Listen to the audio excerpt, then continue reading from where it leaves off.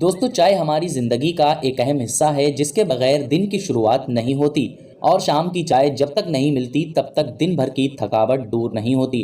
हमारे इंडिया में किस कदर चाय की शौकीन हैं ये बात तो हर कोई बखूबी जानता है। लेकिन इस ग्रेट ड्रिंक की शुरुआत कैसे हुई थी, इस वीडियो में हम आपको इसके बारे में बताएंगे।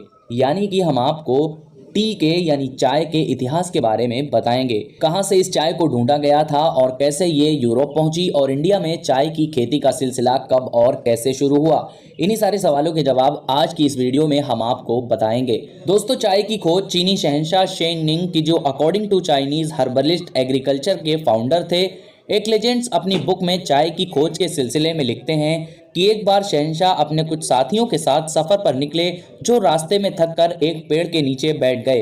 तब उन्होंने अपने बावर्ची को हुक्म दिया कि वो उनके लिए पानी गर्म करके लेकर आए। उधर बावर्ची पानी उबाल रहा था कि हवा के झोंके से कुछ पत्ते उड़कर पानी के उस उबाल में जा गिरे, जिसकी वजह से पानी का रंग बदल गया। बादशाह और दूसरे लोग ये देखकर हैरान हुए, लेकिन उस पानी को फेंकने के बजाय शहंशाह ने उस पानी को पीने का फैसला किया। उन्होंने जब इस पानी को पिया तो उन्हें कुछ कड़वा लगा, लेकिन बहुत रिफ्रेशिंग लगा। ये असल में चाय के पत्ते थे जो पानी में गिरे थे। लेकिन ये कहानी किस हद तक सच्ची है, इसे कोई भी यकीन से नहीं कह सकता। लेकिन ये बात यकीन से कही जा सकती है कि सदियों पहले चीन ही वो देश था जहां चाय की खोज की गई थी और उन्होंने ही इसे पीना शुरू किया था। और आपकी नॉलेज के लिए बताते चलें कि चाय सबसे पहले दवाई के तौर पर यूज़ की जाती थी और डायनेस्टी के लोग चाय को एज अ मेडिसिन यूज़ किया करते थे। तंग डायनेस्टी के ज़माने में पहली बार चाय नेशनल ड्रिंक ऑफ चाइना के नाम से जानी जाने लगी और ये ड्रिंक चीन के लोगों में बहुत फेमस हो चुकी थी।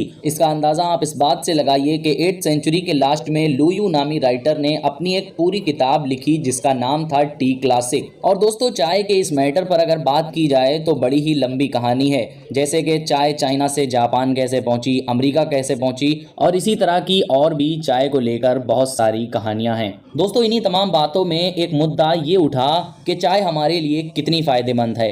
18th सेंचुरी में ये बहस चल गई कि चाय पीना हमारी हेल्थ के लिए अच्छा है या बुरा। चाय की ये बहस 19th सेंचुरी तक चलती रही। आखिरकार चाय का ये मुद्दा भी इसी सदी के बीच में ख़त्म हो गया था। लेकिन अब एक सवाल जो हमारे और आपके दिमाग में ज़रूर आता होगा कि चाय हिंदुस्तान में कैसे पहुंची, हिंदुस्तान में चाय की खेती कैसे आई। बताया जाता है कि 19th सेंचुरी में ब्रिटिश एम्पायर काफ़ी ज़्यादा पावरफुल था और इसकी दुनिया के एक बड़े इलाके पर हुकूमत हुआ करती थी, जिसमें हिंदुस्तान भी शामिल था। यानी हिंदुस्तान पर भी ब्रिटिश लोगों की हुकूमत हुआ करती थी और ये लोग उस दौर में चाय की पत्ती को चाइना से ख़रीदते थे और लंबे समुद्री रास्तों से दुनिया भर में इसकी सप्लाई होती थी।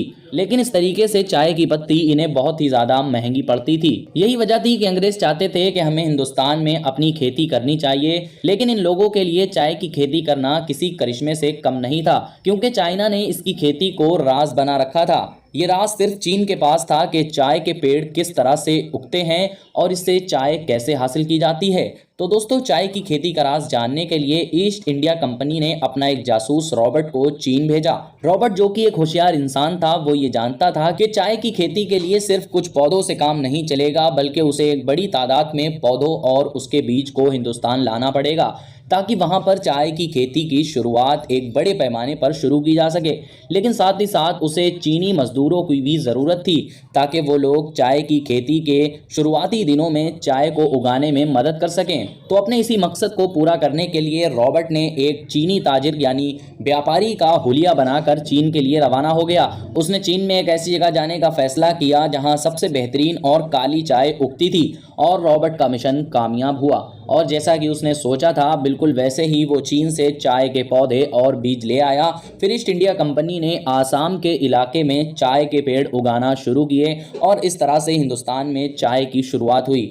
चीनी लोग तो पहले से ही गर्म पानी में चाय के पत्ते डालकर पिया करते थे, लेकिन अंग्रेज़ों ने पहले इसमें चीनी डाली और फिर दूध भी डालना शुरू कर दिया और फिर वो चाय बनकर तैयार हुई जो आज हम सब लोग पीते हैं।